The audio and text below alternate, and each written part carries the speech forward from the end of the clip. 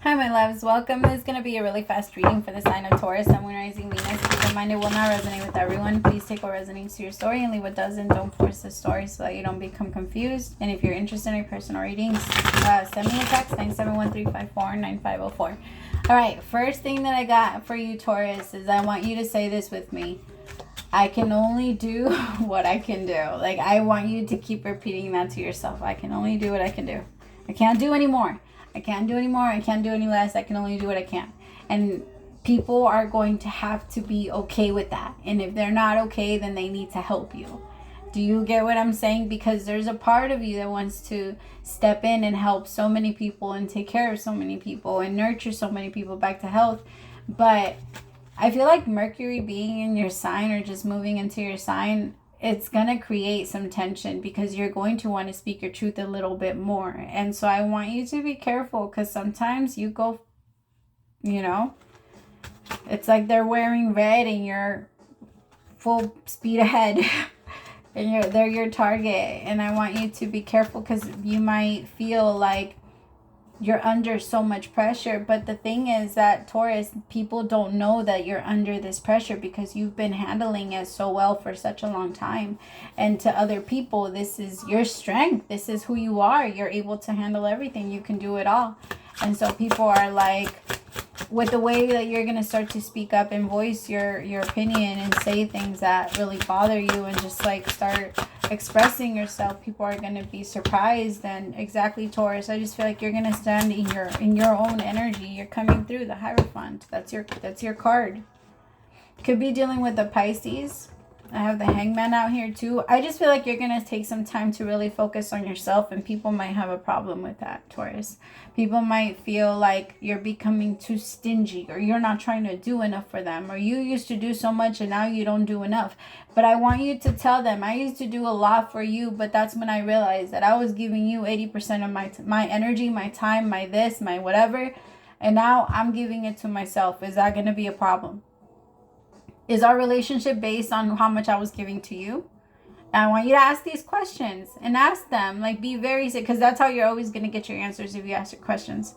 It's just that sometimes we get told, like, don't ask the questions you don't really want the answers to, because that's really the truth too. And I think, to be honest with you, Taurus, it took you this long to get to where you are right now and to get to a place where you can actually ask the questions and say what you need to say, because you're finally tired of it. But it took you a minute.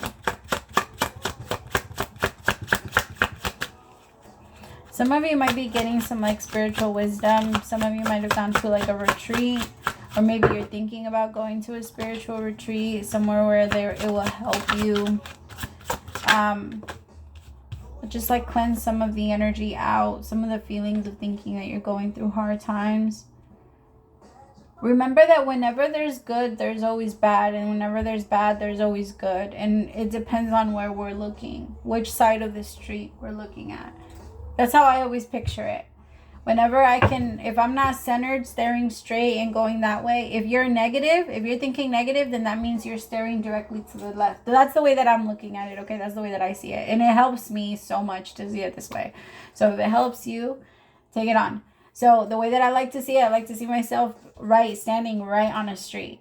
And all of my thoughts are on the left and the right. All the negative is on the left, all the positive is on the right. Now, the thing is that there's no such thing as negative or positive, because those things are very subjective. And we change our minds all the time on what's okay and what's not okay. All the time. Because what we thought was okay maybe like 10 years ago, now we're like very clear that certain things are just not okay. And so if you're in a very negative place, then that means you're staring too much to the left. If you're in a place where you're too hopeful and you're not really sticking to facts and you're sticking to mostly based off like what I believe, which is okay. It's okay for you to look at what you believe, but you need to stay centered. It needs to be half and half. You need to be looking forward and the road needs to be in front of you. It's not you looking in the direction in the side of the road. Do you get what I'm saying? Because your future is in front of you. What's on the side doesn't matter. You're not going to it anyway. You know what I mean? You're not moving towards it. So just keep moving forward. Even if those thoughts do come in and they attack you, they're just thoughts. You can't control those. You can't control your emotions, but you can control your reactions to them and what you choose to do when you get those alarms. And if you choose to reprogram yourself because you don't like when certain alarms go off, when it's unnecessary. You know, tell me about these Five of Pentacles, because these feelings of lack keep attacking you. Especially in the night. Some of you might be getting like really triggered at night. Maybe getting a lot of negative thoughts or self-talk, negative self-talk. Or maybe you're thinking a lot about a love that you lost, or a love that you want to be with, or someone that you want to connect with. Could even be a marriage. Thinking about like a marriage that broke apart. Tell me about the Moon with the Magician.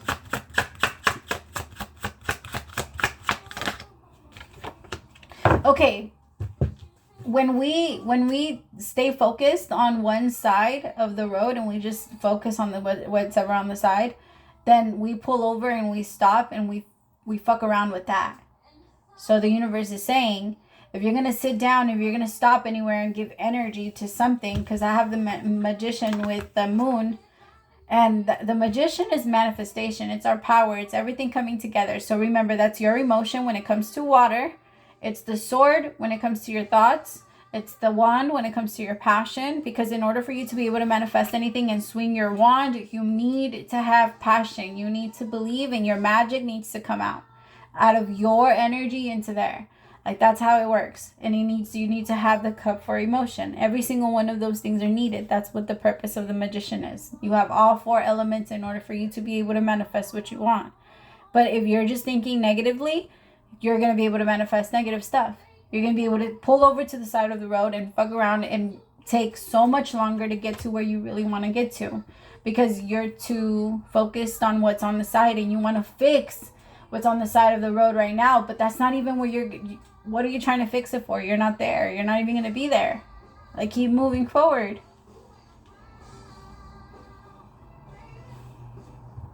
It's all a big distraction. There's a part of you that just keeps trying to distract yourself. My love, stick to the facts right now, please. As much as you can. Page of Swords energy all the way. The Page of Swords focuses on the information. They don't focus on passion. They only focus on what they know. And they like to pass on the message. Okay, this is what I learned. This is what I know. And this is what I can tell you. And when it comes to your person, if you've learned certain things about yourself, make sure that you're sharing vital information. Don't be keeping things to yourself that you know are important for the relationship to be able to work. If you're in a connection, if you're in a marriage, in a relationship, and something is bothering you, and you've been holding so much in, and now people are used to you being the superwoman or the superman that can just handle everything, and you're silently breaking down inside, I need you to say something. You need to say something. You need to speak up, and you need to speak your facts. Not just, maybe even if it's your feeling. Like, I feel like it's like this, but it's always better for you to like speak from a place where other people can, because if you speak on feelings, for some people, I don't know, they shut off.